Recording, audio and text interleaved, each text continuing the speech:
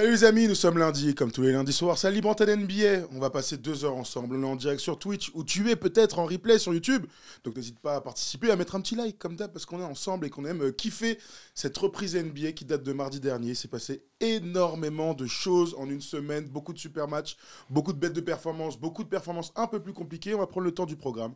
Mais avant ça, je voudrais rendre hommage à Erwan. Embrasser Erwan qui est resté à Marseille en famille. On t'embrasse mon gars, on est ensemble mon poteau, et on espère que tu reviendras sur Paris dans quelques temps. Pour remplacer Erwan, on a décidé de faire du lourd. Je pense qu'on est à 300 kilos, 350 kilos sur le canapé de gauche, puisque Kevin Séraphin et Thomas Larokis, nos anciens Choletais. Pourquoi on est obligé de parler Je sais même pas, en vrai je m'en fiche, mais juste, je suis ravi de vous avoir tous les deux. Merci. Donc, on va commencer par toi. Mon grand Kevin Séraphin, comment ça va? C'est la première fois que tu viens nous voir sur la saison 2023-2024. Ça va très très bien. Ouais. Ça va très très bien. J'ai ouvert mon 2e resto là en ce moment, donc je suis en travail dessus. Ouais. Donc puis après voilà, une nouvelle saison commence et puis honnêtement, moi ça va. Bon, tu sais que les gens attendaient ton retour avec impatience. Ah ouais? Oui, bien sûr. Tu sais suis que t'es devenu très connu. Tu fais partie des préférés de chez Fersim, toujours. Donc les gens sont très contents que tu sois là. J'espère. Alors du coup, tu as ouvert ton resto? Ouais. C'est où? À Bercy 2, Ok. porte de Charenton. On mange quoi là-bas? Créole. Donc on est invité quand? Je t'ai dit en C'est plus, quoi le je nom? t'ai C'est texte, quoi en le plus. nom? Montabo Resto. Ok. Et en haut, j'ai un salon de thé qui s'appelle Yana Delis. Ok. Ok, très Ouais. bien. Donc allez vous faire un tour pour peut-être croiser Kevin Totalement. ou des membres de la famille. À côté de toi, donc je le disais, un autre Choletais d'information là-bas, Thomas Larokis. Comment tu vas mon grand? On est content aussi de te retrouver pour cette nouvelle saison. Bah, je suis content d'être de retour, surtout j'avais pas vu ce nouveau studio là, magnifique. On est un peu serré parce que Kevin il prend de la place. Hein. Après je le connais bien, on a joué 2 ans ensemble à Cholet, on a remporté un titre de champion de France ensemble. Donc on a vécu pas mal de choses ensemble. Sorti, on a fait pas mal de choses. Tout de suite. Vous voulez qu'on commence suite, une tu vas anecdote sur par les ça. sorties ou sur le basket? Non, mais ils font du politiquement correct. Et il a une carrière à construire, attends, t'es marrant, Bien toi. sûr, bien sûr. Ah, Il laisse-moi touche pas encore tranquille après. il touche pas encore la pension NBA, donc il C'est ça. faut qu'il se construise. À l'époque, quand je devais aller à Nantes après les victoires, on devait sortir. C'est lui qui me conduisait, j'avais pas de voiture. moi. Parfois, il me déposait en bas de chez lui, il me disait de marcher pour ma carrière, ça va m'aider. C'est vrai. La petite anecdote, il habitait à 50 mètres de chez moi et en fait, j'avais la flemme d'aller parce que c'était une résidence, fallait faire demi-tour et tout.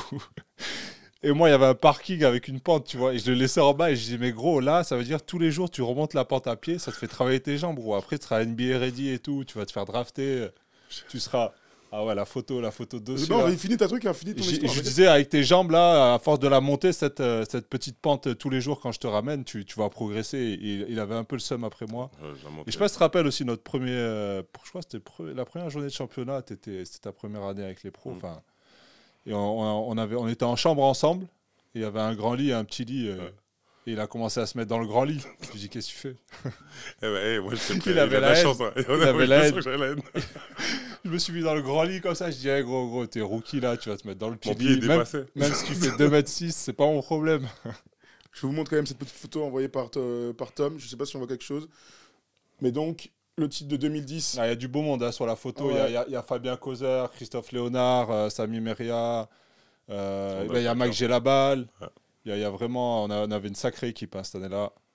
Une Sacré. belle équipe de Ah ouais, il y avait une basket. très John belle équipe. Linehan. Ça aurait rivalisé Mike avec Gelabal. Monaco cette année. On avait commencé avec Claude aussi, qui était avec nous. Avec Claude Marquis Avec qui Claude était là au Marquis début. Bon, en tout cas, ce serait l'occasion de se faire un petit peu une émission anecdote sur les années Choletaises. On vous met avec 2-3 autres mecs passés, sachant qu'on a le choix. Hein. D'autres gars, on rappelle que Stephen aussi est passé par Stephen, Cholet en formation.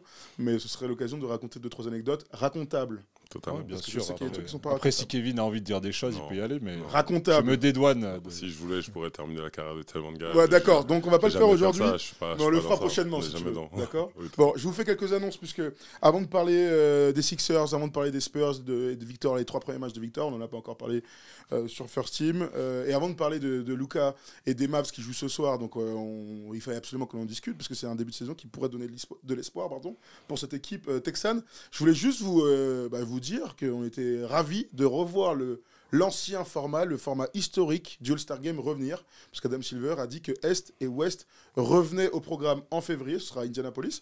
Je voulais avoir un petit peu vos avis. Qu'est-ce que tu en penses, Thomas, de ce retour aux bases? Un peu comme les anciens, nous on est contents, on a grandi avec ça. J'espère que ça va ramener une sorte de rivalité un peu... Moi, ça me mettait mal à l'aise, ce format-là, juste le fait de choisir, tu sais. Ça laissait des grands joueurs en dernière position. On a vu la dernière Jokic en dernier en mode il reste plus que toi, viens avec moi. J'aimais pas du tout cette formule-là. J'ai envie que ça recrée une sorte de rivalité Est-Ouest, que ça crée un peu des affinités aussi, et de revoir des combats comme avant, qu'on a eu la chance de voir à l'époque où ça se l'a donné un peu plus que maintenant. Le format revient aussi à 4x12, parce que vous vous souvenez que c'était avec les points, tout ça. Ouais, on dit quoi, toi, Kevin? Non, moi je suis grave content. On sait, et ce qu'il dit, ça a grave du sens en termes de rivalité. On sait que de base, la rivalité, c'est au-dessus, c'est aussi politique. Comme dans tout, et en fait tu sais qu'aux États-Unis c'est séparé en deux en fait, que ce soit dans le rap, dans tout ce que tu veux, il y a un côté, il y a l'autre en fait, et je trouve ça cool moi que on retourne à ce format. En plus l'année où Victor il arrive, et voilà, c'est des choses, quand on a Kobe, il y a beaucoup de joueurs qui nous ont marqué, et c'était ce format là en fait. En espérant que les joueurs jouent le jeu, parce que c'est la grande question. Il le faisait pour j'ai un trou, il le faisait pour les rookies à l'époque aussi. Est-ouest, ils le faisaient pour les rookies. Après, ils ont changé. Non, au début, c'était pas pour les rookies, pardon, c'était première année contre deuxième année. Ouais, c'est ça. Rookie contre sophomore. C'était ça l'histoire. Bon, maintenant, c'est le monde contre les États-Unis. Bon, à voir si un jour, c'est pas ce qu'on verra aussi dans le format du All-Star Game. On aura le temps d'en rediscuter si ça devait arriver un jour. Donc, Luka, lui, il sera au All-Star Game. On va ouvrir le dossier des Mavs, puisqu'ils ont commencé avec que des victoires. Je prends mon ordi, parce que je vous le rappelle d'ailleurs, on est en direct sur Twitch, et que si vous voulez passer à l'antenne avec les copains, là, ça se passe sur Discord. Donc, vous appelez, il y a Tom qui vous attend au standard, vous prenez le temps de nous appeler et on discute ensemble de ce début de saison des Mavs avant de parler des Sixers et des Spurs. Donc je le disais, les Dallas Mavericks ont commencé avec 2 premières victoires contre les Spurs, c'était le deuxième soir de la NBA, et contre les Brooklyn Nets dans un final fantastique de Luka Doncic. Alors, je vous pose la question tout de suite, à toi, Kevin, en premier, si tu veux. Comment tu sens cette équipe des Mavericks, Est-ce que ces 2 premières victoires te donnent de l'espoir pour la suite? Pour l'instant, c'est bien. On peut pas dire le contraire. Luka, il joue à un niveau incroyable. Mais c'est que 3 matchs. J'attends de voir. Il en reste encore énormément derrière. J'attends de voir la suite. Comment ça va se développer. Comment ils vont maintenir même leurs joueurs pas blessés et avancés, en fait. Surtout ça que j'attends, mais c'est vrai que oui, pour l'instant c'est bien. Après, je te cache pas qu'en ce moment je regarde beaucoup les Spurs. Voilà. Je te laisse. On nous parlera un peu des Spurs après. Dis-moi, toi, Tom, ce que tu penses du début de saison. Forcément, j'apprends rien à personne. Il faut un super début de saison, comme d'habitude. Luka Doncic c'est en grande forme.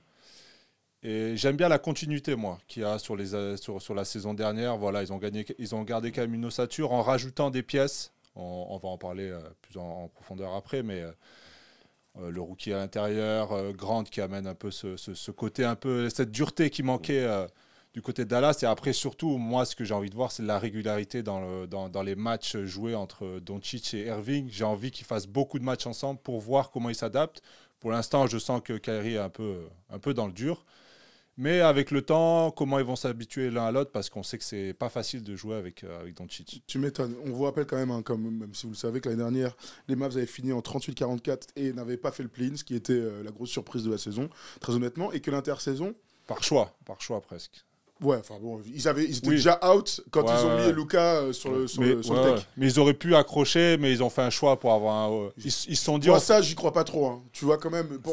Ils ont lâché, puisqu'ils auraient pu jouer au moins pour le play. C'était déjà perdu. Tu vois, ils finissent à 4 victoires. Ils auraient pu... Oui, mais rappelle-toi, à la fin, il restait, je crois, 2 matchs. 3 matchs. Ils les ont lâchés pour avoir un choix de draft. Bon, admettons. Non, mais après, ils ont fait une saison nulle. On est d'accord. On est d'accord. Sachant qu'à part saison rookie, il a toujours joué les playoffs. C'était out. Je tranche, non. Clairement. En tout cas, l'intersaison devait servir à quoi?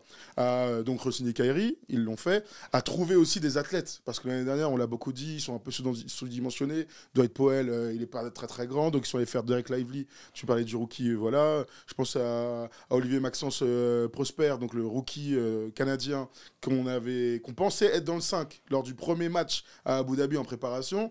Jason Kidd dit Lively et Prosper vont être dans le 5. Finalement, on voit qu'il n'a pas du tout été prêt à jouer et que finalement, 2 DNP pour le petit rookie.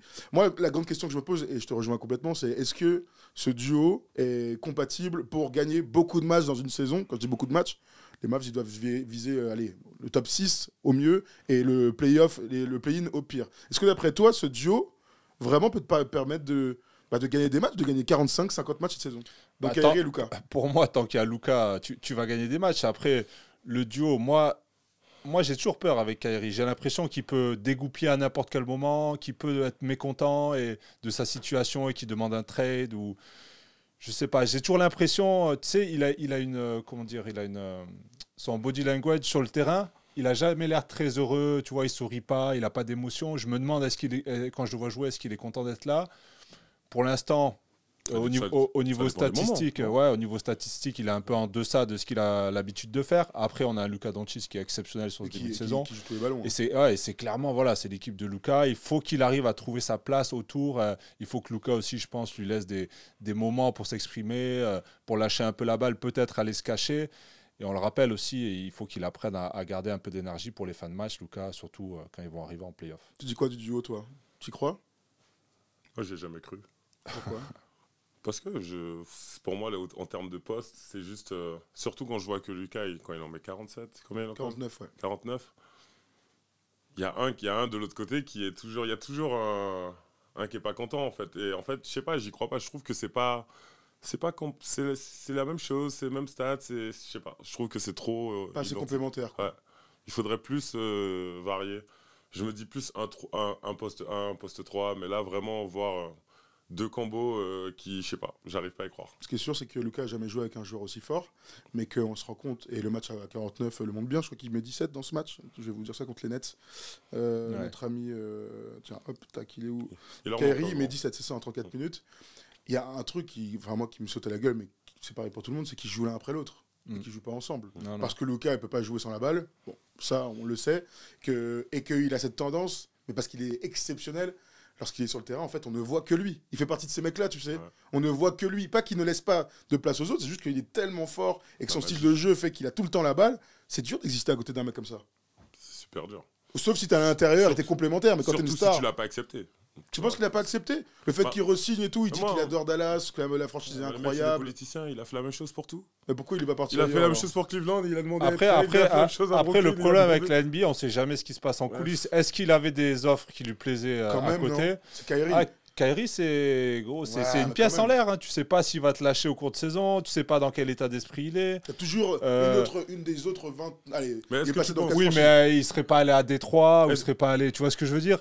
Donc, est-ce qu'ils se sont dit, bon, mec, on a Dallas là, avec Luka, ça peut matcher si tu veux avoir des résultats. On n'a pas grand-chose d'autre aussi. Il y a peut-être ça en compte, mais je sais pas, compliqué. C'est vrai que c'est un duo, on le sait, hein, ils sont assez similaires, sauf qu'il y en a un qui est 10 fois plus fort.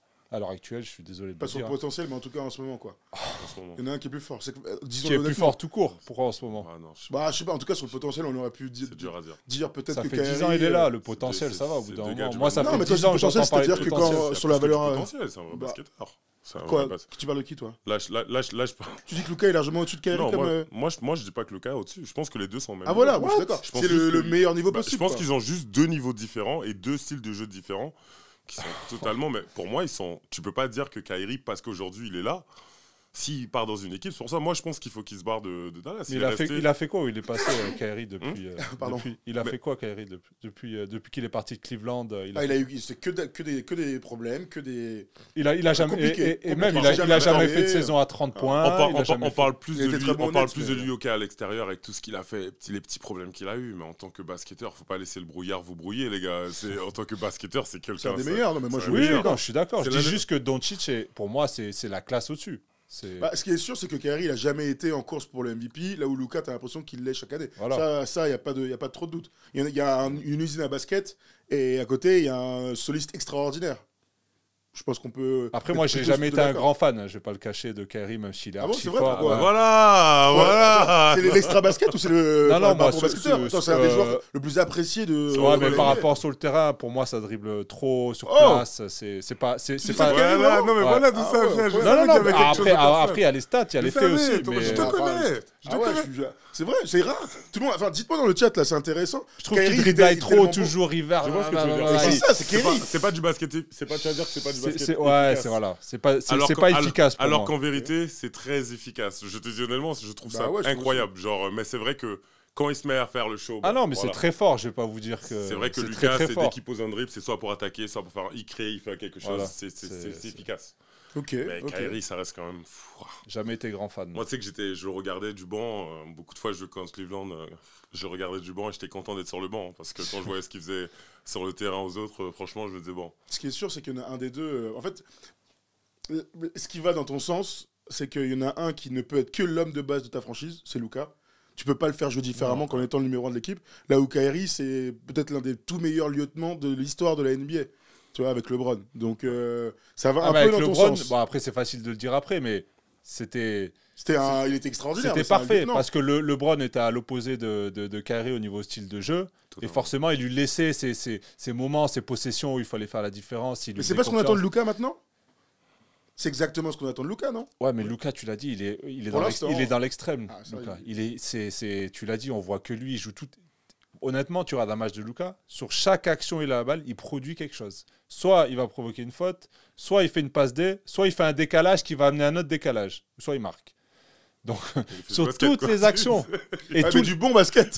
Parce qu'il y en a d'autres qui font pas ça, hein, même s'ils touchent beaucoup la balle. Non, c'est vrai. Et donc, ceux qui sont les gagnants avec le basket de Luka, c'est Tim Hardaway Jr., les shooters comme ça qui aiment recevoir des ballons sur des décalages, qui sont capables catch and shoot, départ en dribble. Bullock aussi, il a pas mal mangé sur les dernières années. Ouais. Voilà, c'est ce genre de profil-là. Est-ce que, alors, je reviens à ma question initiale. On revient donc.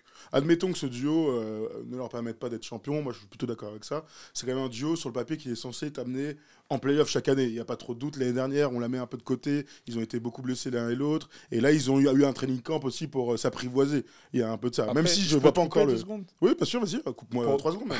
Pour moi, il n'y a aucun duo aucun duo seul ne peut être champion NBA. Oui, non, bien sûr. Il faut construire l'équipe autour. Oui. Voilà, c'est clair.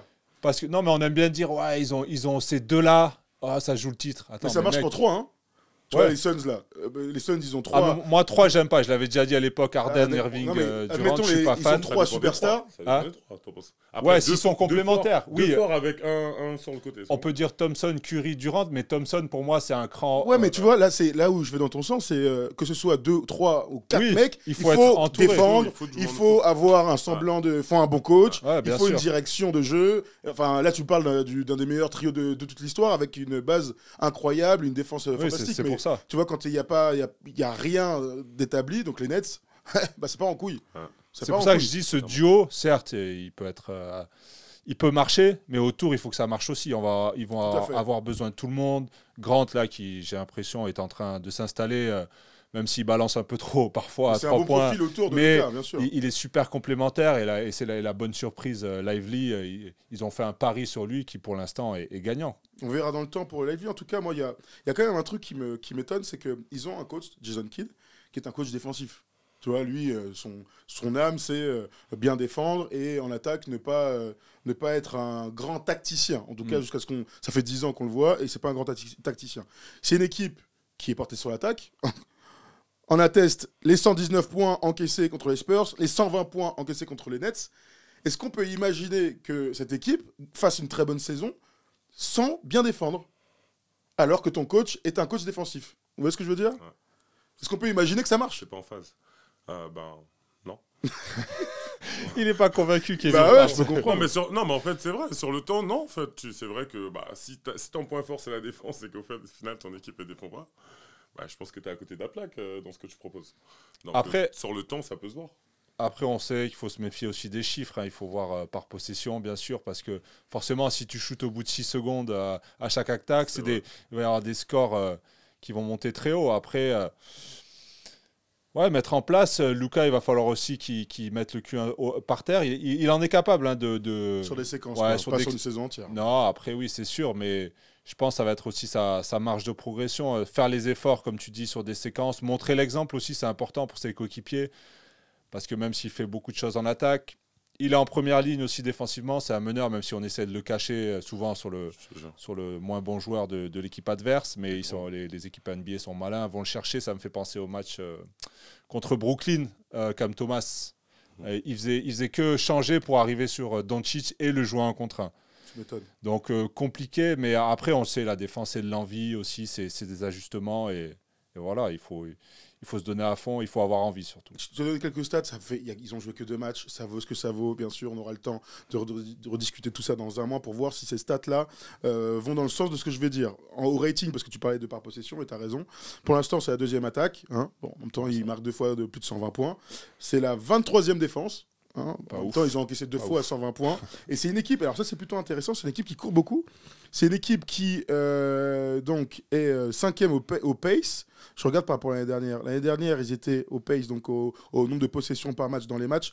Et là, ils sont à presque 104 sur 2 matchs. L'année dernière, ils étaient à 96.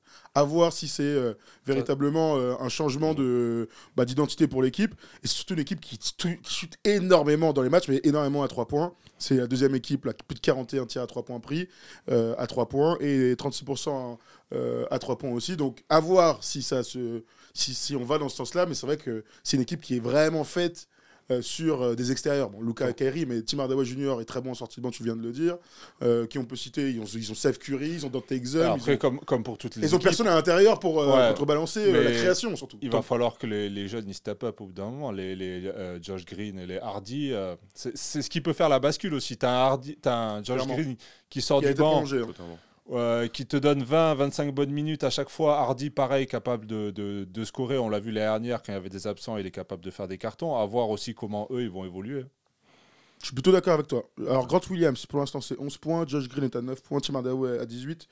Maxi Kleber à 3. Derek Lively, on l'a vu débuter un match et ne pas être là dans le deuxième. On l'a vu être très bon contre les Spurs au premier match. Tout le monde était là à dire on est venu pour Victor. On a vu Derek Lively qui fait 16 et 10 de mémoire et qui était très bon. Bon, écoutez. On verra pour les Mavs. Hein, on va attendre qu'ils confirment tout ça. Ce soir, ils jouent contre Memphis. Sachant que Memphis est en galère. Ils sont à 0-3 dans ce début de saison. Donc à voir s'ils confirment, mine de rien. 3 victoires. 4 victoires. C'est comme ça aussi qu'on s'appuie. Regarde, ils jouent contre les Grizzlies, contre les Bulls et contre les Nuggets. Je pense que Rudy sera un bon fit dans cette équipe. C'est vrai? Ouais. Ils cherchent leur pivot depuis des années. Alors maintenant, ce sera avec Lively, mais tu sais, DeAndre Jordan, ils en ont essayé plein. Quand ils ont gagné, ils avaient Chandler. Il n'a jamais retrouvé ce Chandler depuis 10 ans. Il le cherche. Hein. Et je pense que Rudy sera un bon fit. Après, bon, ça va. Cette année, ça joue mieux là-bas et je vois même beaucoup des actions à Rudy. Minnesota, tu vois. Mais je pense qu'il sera un bon fit. Kyrie, il trouve une équipe où il pourra être le boss. Tu laisses Lucas. Ah, toi, tu te débarrasserais. Pour toi, tu serais prêt à échanger Kyrie contre Gobert? Je pourrais faire un trade dans ce sens-là. Pas que lui, même le trade de Utah et de trade toute une équipe, je suis pas forcément d'accord. Okay. Mais avec un bon trade équilibré, même entre 3 équipes s'ils veulent, ils peuvent avoir un peu de fun dans tout ça. Entre 3 équipes, je pense que... Ouais, non, mais ça se tient. On sait que le nom de Gobert a déjà été évoqué comme Capella, ce genre d'intérieur. Capella, on le voit surtout le manquer d'élèves pour ce moment dans les fins de match à Atlanta. Ouais, ils sont sur Capella, nous dit Petit Jean. Sachez aussi qu'Erwan est dans le chat. Erwan, on t'embrasse. Il est là. On t'a fait un shout-out au début, mais... C'est pas lui qui était au stade, j'espère, hier à Marseille. Crois-moi, vu la tête de sa main, il a rien lancé. Je peux vous dire, il a rien lancé. Donc voilà, on t'embrasse, Erwan, et bien sûr, on prendra tes commentaires s'ils sont pertinents. Sinon, on les prendra pas. Tu peux appeler en tout cas. Oui, sinon tu peux appeler, c'est vrai. Tu peux appeler au standard. Bon, voilà, on a fait le tour sur les Mavs. On verra un petit peu plus tard ce qu'on en pense. Mais, donc, je le disais, le programme pour cette équipe de Dallas, c'est ce soir contre Memphis, jeudi contre les Bulls et samedi contre les Nuggets, sur l'occasion peut-être d'une première défaite dans cette saison. C'est ce qu'on souhaite aux fans des Mavs.